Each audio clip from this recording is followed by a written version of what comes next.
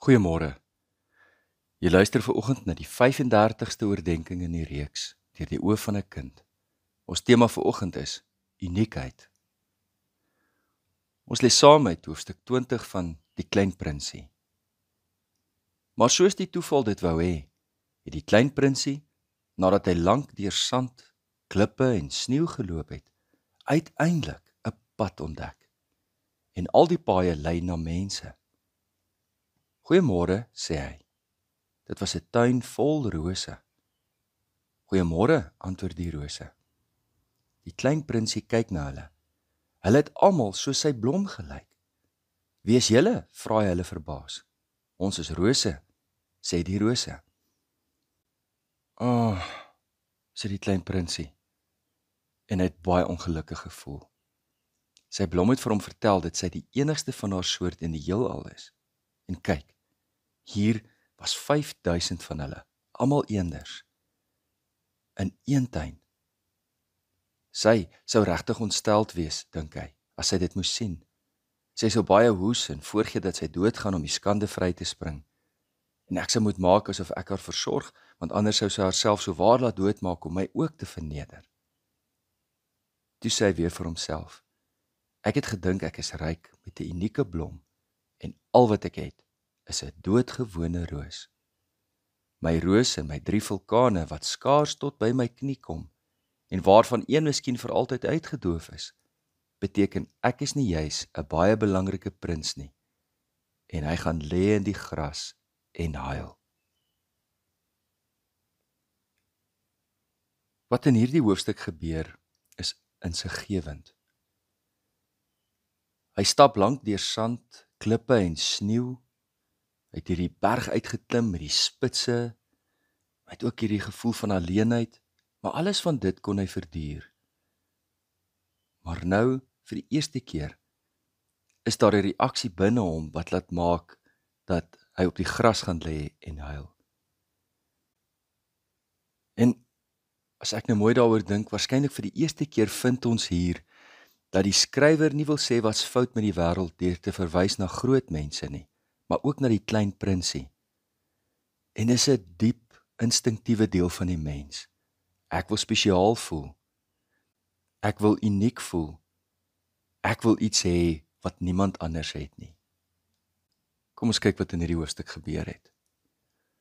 Nadat die klein prinsie nou op die berg was met die skerp spitse en net ekko's gehoor het, ontdek hy nou met toeval 'n pad. En sê die skrywer, alle paaie lei na mense. Wat beteken dit?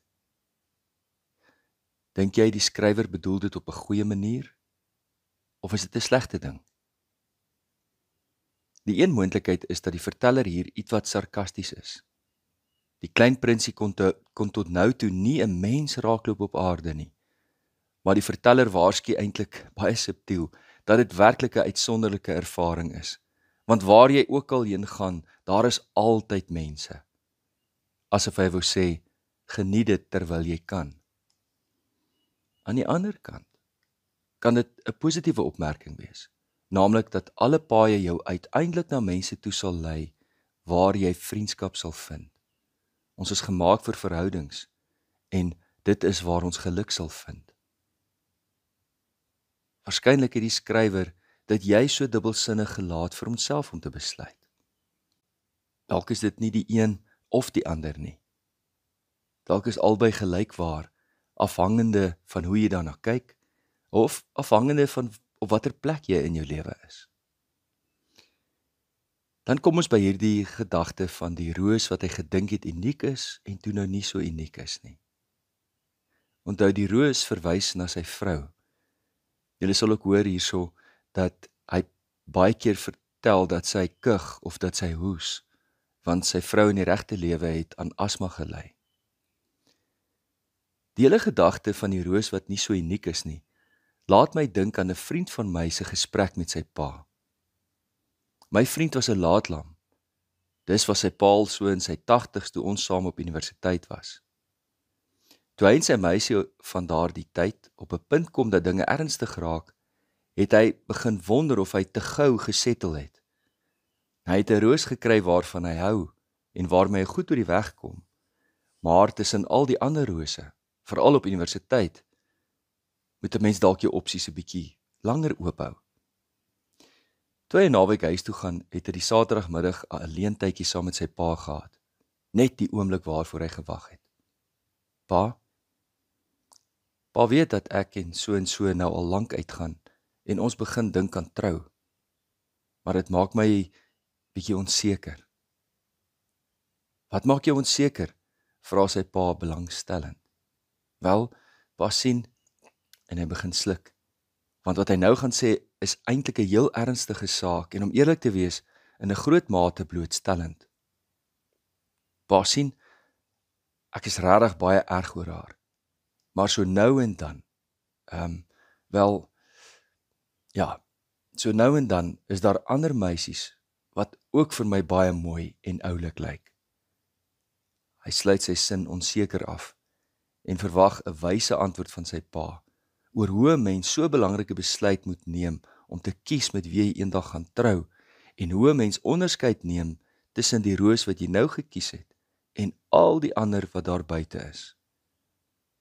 Maar toe antwoord sy in die 80-jarige pa, wat vir langer as 60 jaar getroud is met sy ma, nie heeltemal soos hy verwag het nie.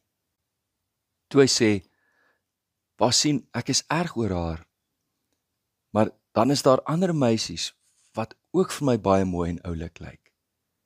Het sy pa uitbundig gelag en tussendeur gesê, dit gaan nog baie gebeur. Dit was nie die antwoord wat hy verwag het nie. Ek sê weer, ek dink dis die beste antwoord wat die oom hom ooit kon gee. Terug na die boekie. Die skrywer begin nou 'n baie diep tema raak. En dis die oorgang van 'n naïewe liefde of verliefdheid as 'n gevoel na 'n dieper begrip van liefde as verbondenheid. Dit is in hierdie ruimte van verhoudings waar uniekheid nie gesetel is in natuurlike uitsonderlikheid nie, maar in die geestelike verbintenis wat tussen twee mense bestaan.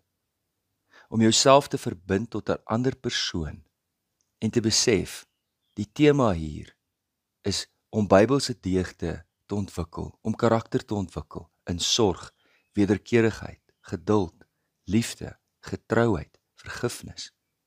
Sulke deugde wat ons karakter vorm. C.S. Lewis het dekades gelede heen, toe hy oor liefde geskryf het, het hy gesê, mense wat vasgevang bly in hierdie diep behoefte, dat 'n ander se liefde eintlik hulle moet laat goed voel oor hulle self, wat verlief raak ter wille van die gevoel in hulle self, is soos iemand wat dink dat die tema van swem is om in die swembad te duik. Jy weet, daai wow gevoel as jy die eerste keer so in die water induik en die water tref jou so vars.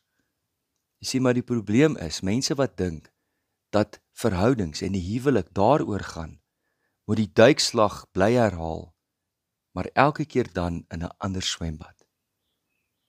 Jy sê, dis eers wanneer jy ingeduik het dat jy besef die tema is om te swem en nie aan te hou duik nie. Dis vir my 'n baie kragtige beeld. Vir die eerste keer in die Klein Prinsie vind ons die tema van wanhoop, waar dit lyk of hy wil moed of opgee, waar hy die gevoel het waar sy hele wêreld in duie stort. Hy het in die gras gaan lê en huil. Maar dit berei die weg voor dat die jakkals die storie betree. En wie sou kon raai dat 'n jakkals juis,